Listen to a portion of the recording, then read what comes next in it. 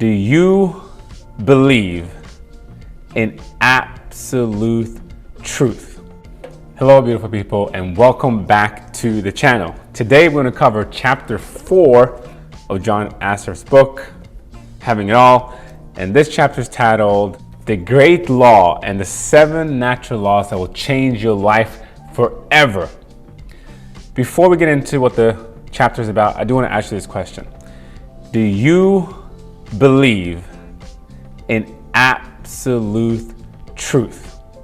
Whatever area of life that may be pertaining to, but do you believe that an absolute truth exists? Let's take a couple simple questions to begin with. Do you believe that the earth has a shape?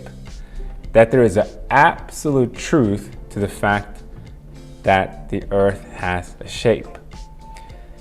Let's take some philosophical questions maybe. Do you believe that you exist? Do you believe that you have purpose? Do you believe that your life has a meaning? Do you believe that love exists? Do you believe that God exists? These are some of the questions that he is referring to in this chapter as well. And we're going to talk about laws. Also, do you believe that there are some laws that exist? So for example, we think about some of the legal laws that are pertaining to our society. There are hundreds, thousands of laws, but we're going to talk about some laws that he refers to as universal laws. Like these laws are absolute, like you cannot break them. So going back to that question of absolute truth. Say for example, if a person's saying it does not exist, absolute truth does not exist, which is a very, very postmodern way of thinking. That's truth is subjective. You can bend it according to your reality. You can bend it according to the lens that you view reality. But if someone says absolute truth does not exist, what type of statement is that? What does that reveal about their belief system if an absolute truth does not exist? Because if someone says absolute truth does not exist, that is an absolute statement. So, per logic, based on logic, absolute truth has to exist. It's a counterintuitive proposition to make to say that absolute truth does not exist, because by that very definition, by that very statement, you are agreeing that it does exist. So, having laid that philosophical foundation, and if you by any means disagree, please put it in the comments below so we can have some type of conversation about that. We're going to get into these laws.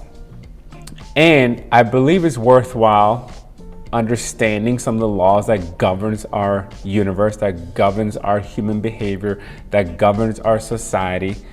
And one of the laws that I just want to briefly introduce is a law that you may refer to as you reap what you sow, which is one of the laws that he refers to. So whatever you put into your body in terms of nutrition, there's going to be a consequence. The consequence can obviously be positive. The consequence can be negative. You reap what you sow. If you put down carrot seeds in your garden, you're not going to get apples. Okay, you reap what you sow. So as you think about that, I want you to think about this quote that's also mentioned in the book. And it is a quote from Aristotle, I believe. And he said that we are what we repeatedly do. Excellence, then, is not an act, but is a habit, which again is a law. You end up becoming what you repeatedly do.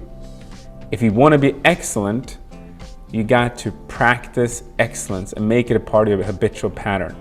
You can't just wake up one day and decide, I'm going to be an excellent athlete in a certain sport. I'm going to be an excellent musician. I'm going to be an excellent husband. I'm going to be an excellent student. You have to make it a habit. If you want to be an excellent reader, guess what? You got to practice that habit. That is a law. You have to practice it. And the cool thing is, when you understand that, which is knowledge, it is an awareness, but then you have to execute, you have to put into action. So if you want to become excellent at something, great. Now you have the knowledge. And some people are saying that knowledge is power, while some people are saying that knowledge is potential power. If you don't put that knowledge into practice, having that knowledge up here in your intellectual understanding, intellectual faculties is not going to get you very far, because you have to put into practice. So with that, let's get into some of these laws that could change your life potentially forever. And the first law is the law of vibration and attraction. And this law stipulates that everything in our universe vibrates. I am by no means a physicist, so I'm going to explain this at a very, very basic level that it makes sense to me. And the way it makes sense to me that everything in law vibrates is this idea that if you look at your arm, it looks quite still. But if you had some type of cool microscope and look at the nuclear particles that are part of my arm, the atoms and neurons, you know that they are vibrating at a very, very high speed. So my arm, even though it looks still, it vibrates. Okay, the same with our body, the same with our thoughts. Our thoughts have a frequency. And when your thought is on a certain frequency, maybe say that frequency is a frequency of positivity and faith versus a frequency of negativity and bitterness and toxicness. So your thoughts have a frequency. And when your thoughts merge with other thoughts on that frequency, say for example, if you want to be a happier person, or a person that's fulfilled and a person that is content, well, guess what? You have to habitually practice those thoughts, because when you are in that frequency, you are going to quote unquote attract similar thoughts. So if you have a lot of negativity in your life, you're going to end up finding that type of negativity. If you're going to attract what you're already vibrating within your mental space and thought patterns. Practicals to improve your vibration. Here are 3 simple ones. And the first thing is to identify what you want. And I think this is such a key thing to understand. What you want may change as you progress in life and as you develop as a person, but to identify, what do you want? And that's where the technical difficulties began and the sound stopped working. So I'm gonna leave you with that. I wanna encourage you to write down what you want, think about it, and see if you can match that vibration frequency.